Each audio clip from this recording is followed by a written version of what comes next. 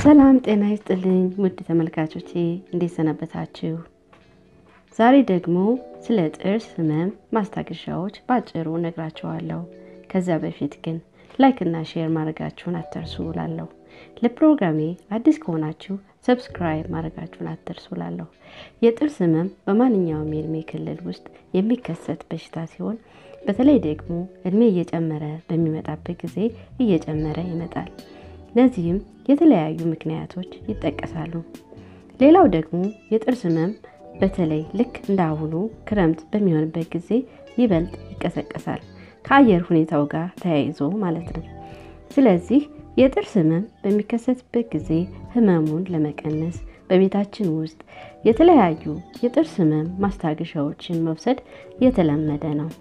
ከነዚህ ውስጥ በጥቂቱ የሚከተሉትን ዘዴዎች ልጠቁማችሁ።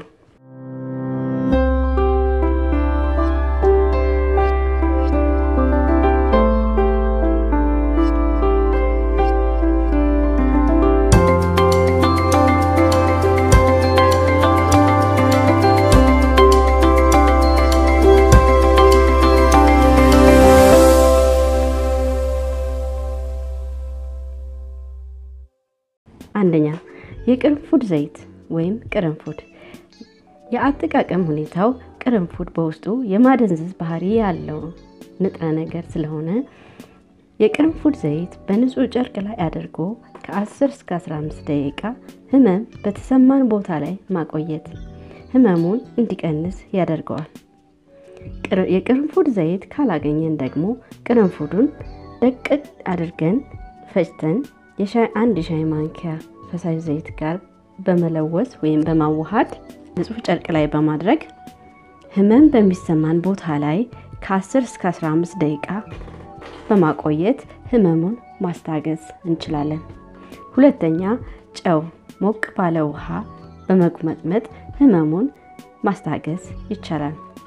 ሶስተኛ በረዶ በባህሪው የማደንዘዝ ባህሪ ስላለው በረዶ በጨርቅ በመጠቅለል ህመም በሚሰማን የውጪ ጉንጫችን ላይ ከ10 እስከ 20 ደቂቃ በመያዝ ህመሙን ማስታገስ ይቻላል።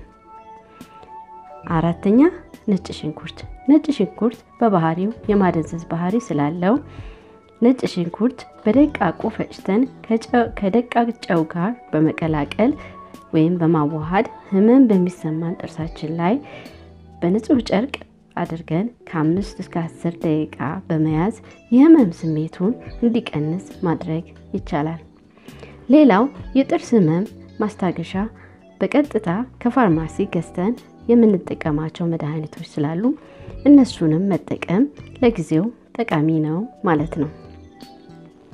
ታሞ ከመማቀቅ አስቀድሞ መጠንቀቅ ነውና የጥርስ ህመም በጣም ከባድ በሽታ ነውና የጥርሳችንን ጤንነት በየጊዜው በመከታተልና ጤናችንን እንጠብቅ የሚለው የዛሬው መልእክቴ ነው።